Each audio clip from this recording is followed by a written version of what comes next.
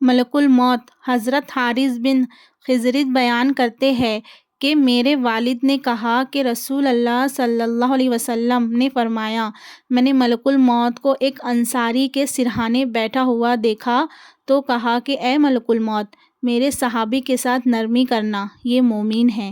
ملک الموت نے عرض کیا، آپ خوش رہے، اپنی آنکھیں ٹھنڈی رکھیے، کیونکہ میں ہر مومن کے ساتھ نرمی کرتا ہوں۔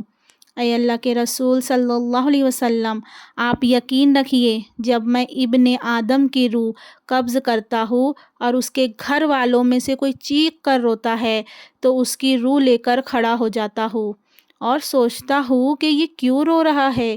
اللہ کی قسم، ہم نے اس پر کوئی ظلم نہیں کیا، نہ ہی وقت سے پہلے اس کی روح قبض کی۔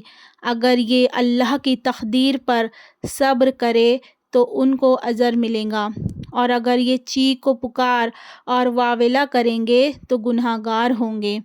ہمیں تو آپ کی طرف بار بار آنا ہے، سو آپ اطاعت کریں۔